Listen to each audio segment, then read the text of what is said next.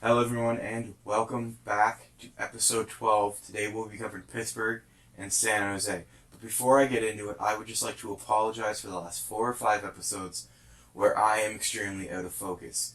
Like I said in the comments and in the description of each video, I film with a camera that's off in the distance. It doesn't have a viewfinder, so I can't flip it up and watch myself.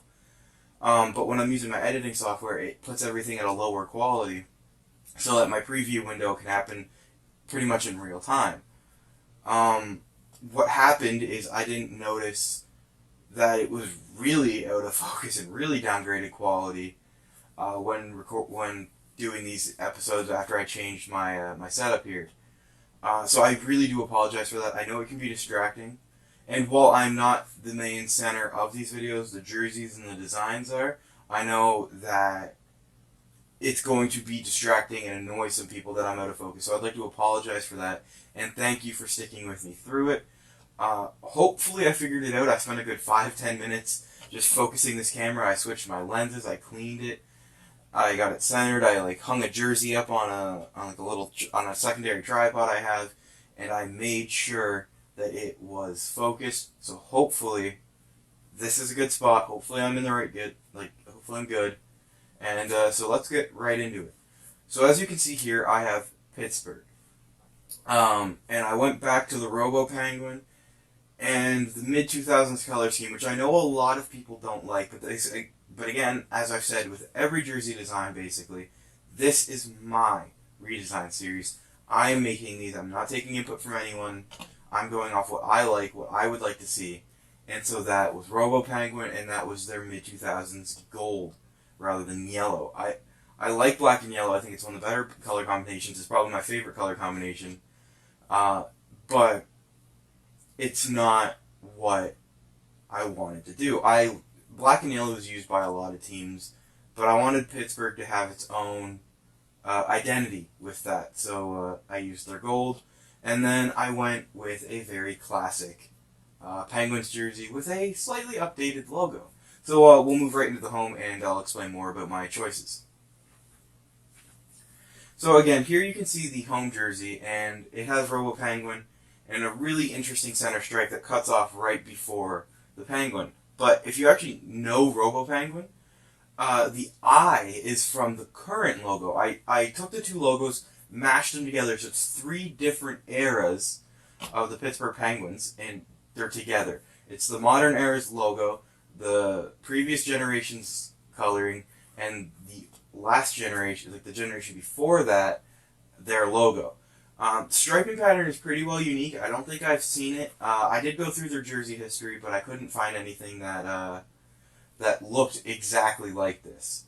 So with this one, I did a majority white accent, which I know is unheard of, really, for a lot of teams. Pittsburgh, maybe not so much. I've seen some jerseys in the past that had a lot of white.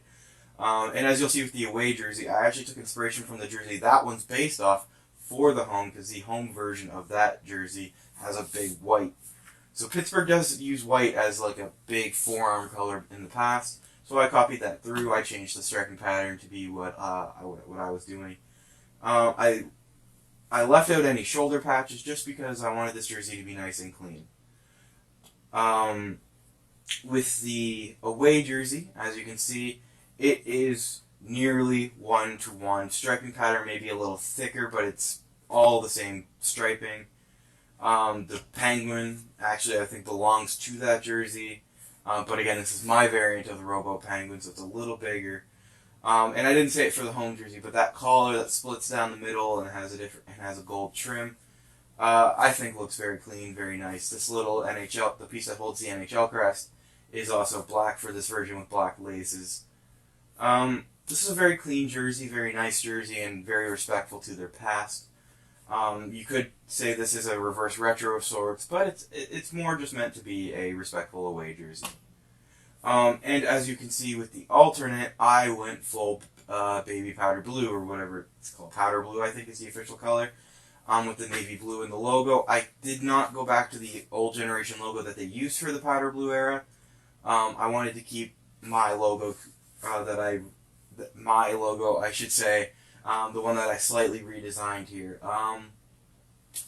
With it, I'm not the hugest fan of the coloring. The powder blue has never been really my favorite, but I wanted to do something from their history, like way back in their history, so I went with the powder blue. Striping pattern is the exact same from one of their jerseys from that era. The big white shoulder patches area, navy blue collar. It is a different style of collar from that era, but I felt it worked. I'm not a really huge fan of any of these jerseys. As you'll see in my ranking video coming up, I believe Pittsburgh is either last or second last. So as you'll see, it was a pretty difficult choice for me to make, but not a huge fan of it. So we'll move on to San Jose, and I'll see you there. Okay, and here we are with San Jose, and as you can see, I went a little bold in the alternate there, but kind of boring in the in the home and away. It's very very basic, very simple. And usually that works, but I think the Sharks I could have done better with. Yeah, I'm not the biggest fan of what I did here, so let's just get into the home, and I'll explain why. So as you can see, the home and the away were identical, but we'll get into the home. I designed it first. I wanted a black home jersey. I love the teal, but I wanted black to come back as their main color. Not too sure why. They have very Jacksonville Jaguars colors if you watch football at all. And I kind of did a similar thing with that when I was redesigning the Jacksonville Jaguars, and you'll even see that in the NFL series when I get to it. But with the San Jose Sharks, as I designed it first, I'm not a huge fan of it. The shoulders kind of look junior hockey. The two-stroke on the outside and the blue's nice, but the orange and orange and white stand out too much, I find. They look really nice across the form, but aside from that, I'm not a huge fan of the Sharks logo.